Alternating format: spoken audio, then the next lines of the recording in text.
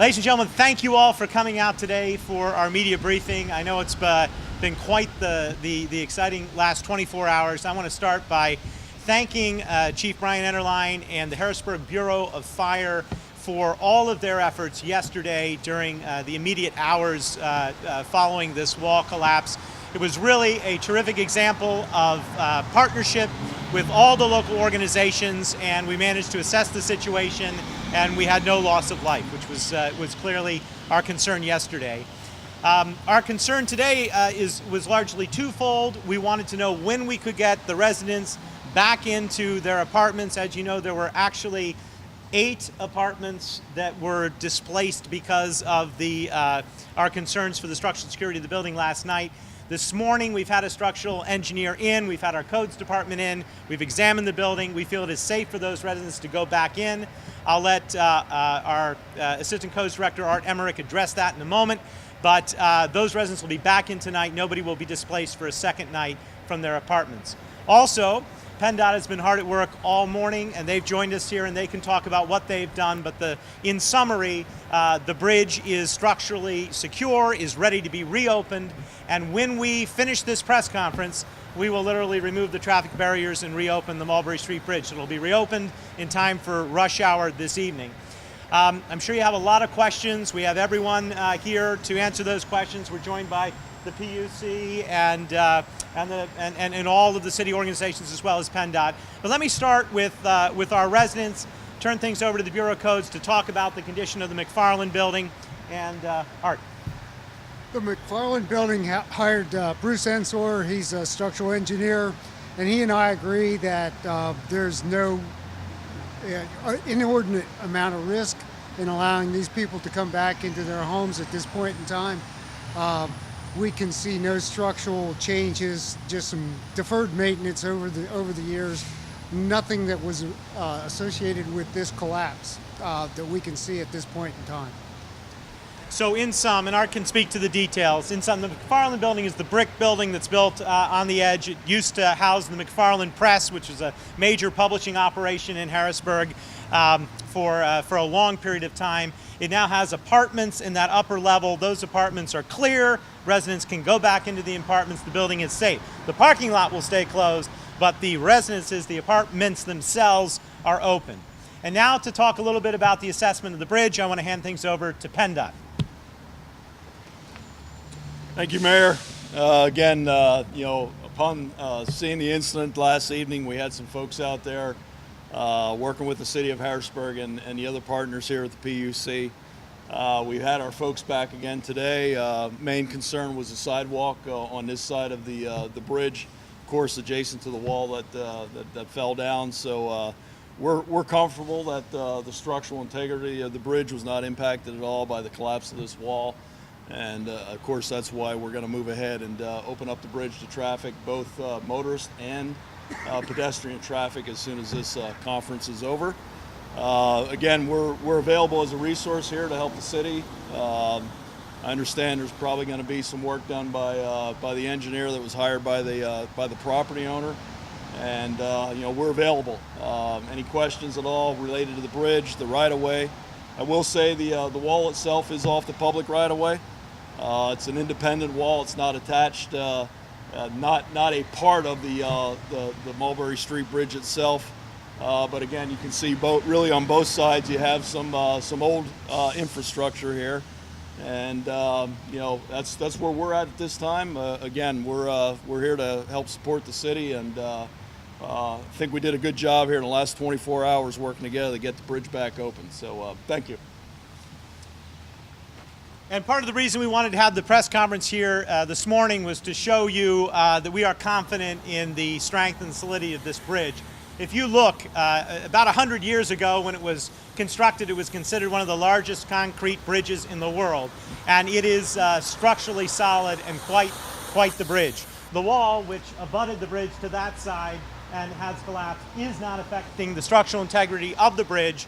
Commuters, residents, walkers, pedestrians, bikers can all feel comfortable using the bridge as soon as we finish this press conference. But we had to make sure, and structural engineers have been at work on it all day. So with that, I have plenty of people who can answer your questions. we are conscious of the fact that we still have a major Harrisburg business that has been temporarily displaced, and we're going to be working with them to try and get back up and running as soon as possible. Yes?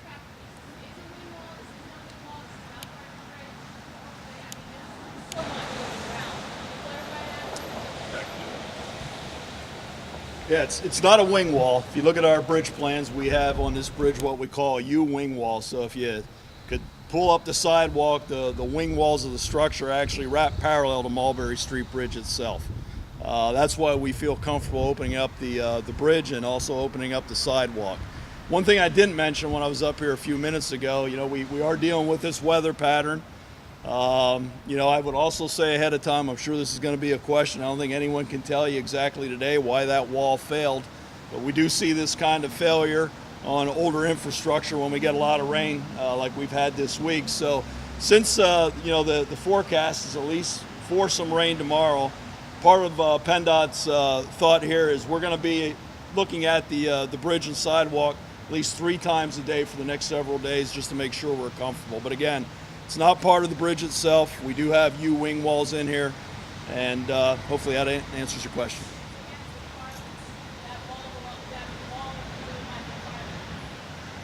I would say it's on private property. Now, again, I don't know the parcel segments. It could be more than just one property owner. I think that's something that needs to be further investigated, but it's clearly off public right of way.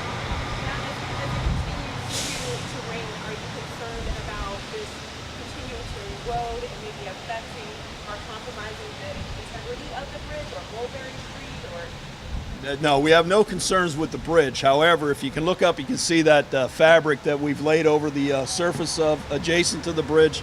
It's what we've referred to as geotextile material. It's essentially a blanket, so the rain that's coming down doesn't further saturate the embankment material up there. And I believe we had provided some additional material itself, so if the property owner wants to lay that down over the side. Again, it's just an interim help during the storm here this weekend to make sure it doesn't become more saturated. What happened to the car? Is the car still there? Yeah, the car's still there. So again, I think once everything gets, we have an engineer here and we take a look at everything as far as how you recover that's going to be part of the process. But right now, no one's pulling that car out of there. So the parking lot remains closed. So, I mean, it's fair to say that it's in danger. I mean, if people, it's a risky situation if it's a dangerous situation if you like walk on that parking lot or park in the parking lot. Yeah, especially as you get to the edge of it. So, the safe thing at this point in time is as you heard from the mayor, the city folks were in, the codes inspector was in, feel the building is comfortable, but obviously the parking lot is not. So that's why it was fenced off by the property owner. He took action on that quickly. And again, that'll be part of monitoring moving forward. At some point in time, there's going to have to be a repair here, and the parking lot would be part of that. Collapse.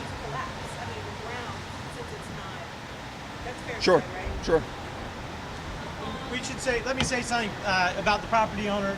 They acted very quickly and in consultation with us last night to secure the private services of C&Z Construction, who came out and put that fence up. Obviously, we want the public to stay away from the fence, stay away from the parking lot. But the parking lot is a privately owned parking lot, and they are going to have to sort out how they're going to address fixing it. With the top part of that wall being private property, is there anything that the city could have done from an infrastructure standpoint to secure that section better? Retrospectively, all I can say is that we did not have any reports from the property owner, from PennDOT, from anyone about concern of that wall before it collapsed. Now, I know that the property owner has expressed some concern, but those never made it to the city. The city engineer didn't know it, the fire department didn't know it, the codes department didn't know about it, and I didn't know about it. So I don't think there's anything we could have done other than react now. So the property owner expressed concern, but you guys never heard about it. So who did they express concern to? And by property owner, I mean the owner of Howard's Tire, and you'd have to speak to him and get his story. We did not know there was an issue with that wall until yesterday when it collapsed. I guess moving forward, how long will it take for this section up here to get cleaned up? No, that's a good question. I can't really speak to. I think there's going to be obviously that's really, I think, a question for the parking lot owner, the McFarland Press Building, as well as the insurance companies that are going to be involved to sort that out.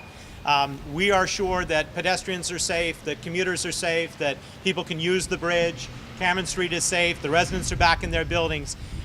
This is not publicly owned infrastructure. That wall was not owned by the city. The city is not happily and fortunately liable for what happened. We are going to work to help coordinate resources. We'll work with everyone to try and get the repairs done as quickly as possible, but it's going to require the cooperation of the private property owners.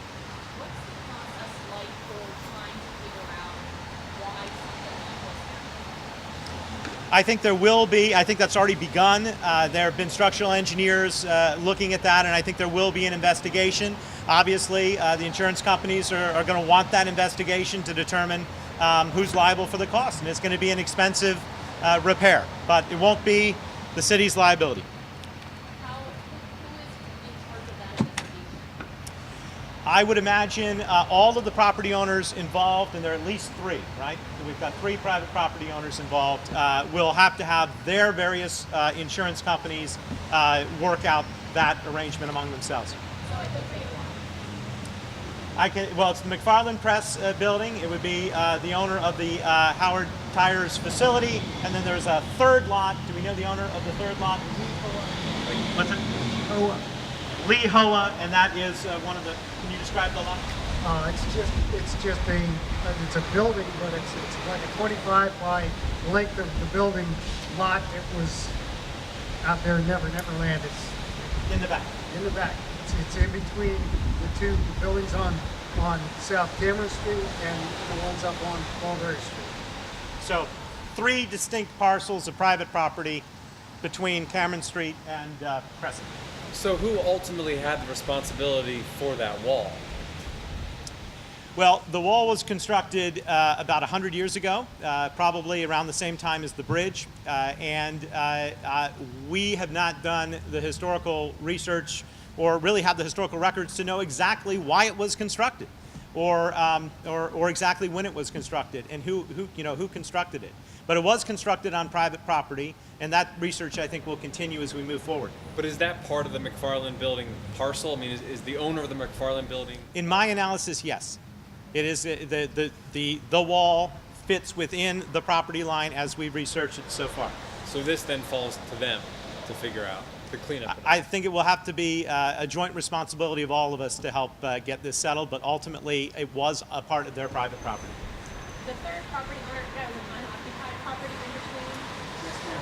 Did that address whether they were given any advance warning or concerns about the wall and what action they took? Well, again, it's not our wall, but we were here working for a while. And I think when we started the project, Howard had made there was some concerns with some of the wall at the top. There was some things that actually may have fallen down on the roof before that. It almost was described to me as an overhanging sidewalk. Again, I think what we got to stop and understand here, when we say wall, when you're at a facility like this, you normally think of a retaining wall like you'd have for transportation. To me, this has all the appearances of a wall associated with a building. So again, there were some things. Property owner actually gave us a free release because it's off the right of way. We did clear off some of that loose debris again because we had the equipment here. Again, I want to thank the property owner for having some patience. We're in his backyard for a year and a half doing the project. So there were those issues. There's obviously some cracks in the wall, and I would say similarly, if you look on this side of the structure, you have some old infrastructure going in there as well. So what we were just trying to do is secure the wall, make sure that as we were here, nothing else was falling down on top of the building. And that was really the extent of it. But I would agree with the mayor. I would say since the time the wall was constructed, it was probably used for several different features. It was really more of a building. It wasn't a retaining wall that you would see engineers going out there and doing a routine inspection, whether it's every 5 or 10 years, to see if there was any movement at all. It wasn't that kind of an approach. We were really just taking the loose concrete. I mean, that was really part of the project of our bridge here. If you recall, we had the netting over top of Cameron Street. A lot of the facade, again, built in 1909 or opened in 1909. It's not a structural integrity issue with the bridge, but again, you can't have pieces of concrete obviously falling down on the roadway. So that's what the majority of the project was underneath, and of course we put a new bridge deck on top. So we did do some work on that at the request of the property owner. And McFarland was part of the discussion. I'll have to refer to our construction folks. I'm not aware of that. Again, majority of our conversations have been with Howard. What about the motorcycle shop at the church? Are they, they're just shut down, but they're not affected, or how are they affected? We did work with the motorcycles owners last night at their request, Chief Enterline and others, to help better secure some of the valuable inventory there.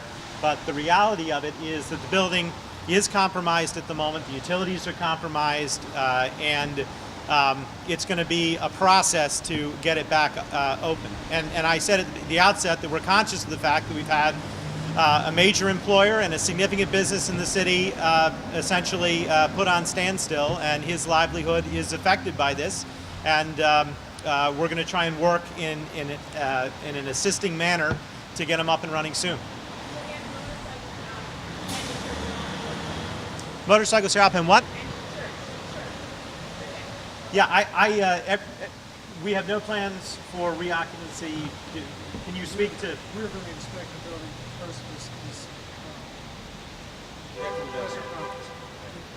We're going to do initial analysis, see if we can open a section. We'll do that afterwards, and stay tuned for more information. Our first focus was on the residents and the bridge.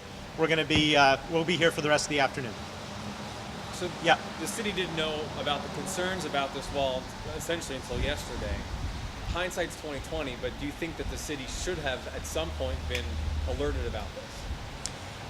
Obviously, in retrospect, I wish we had heard those concerns. I'm not sure what we could have done, but we certainly would have sent our engineer out, our codes department out, spoken to the property owner in question, and that did not happen. I can tell you with complete assurance that I was not aware of any issues. The city was not aware of any issues with that wall until yesterday. Were people from McFarland invited to this press conference, or why aren't they represented here? This was mostly city and state officials that are here. At least it was my team that I was in communication with. And I did thank them, and they were very good about getting the fence up. They've been good about relating to the residents. I think they've been very good partners. They brought in the structural engineer. I believe we're all working together on this. Do you know if they were aware of any concerns prior to yesterday? I don't. I think that's a reasonable question for them, for sure. Wait, real quick, that little section, 45, that random thing in between, any chance that actually liable? That section is down below. It appears to me, and I'm not an expert, but I did look at the plot maps, that the wall is on the McFarland property and then collapsed down below. Yeah, and landed on his property. So he's affected, but I don't think liable for the collapse. But there's going to be analysis of that, and again, I think the property owners, through their insurance companies, will have to settle that. Okay, and with that, please let everyone know that the commute will return to normal here. We're going to remove the barriers. And if you have further questions, please be in contact with us. Thanks for coming out.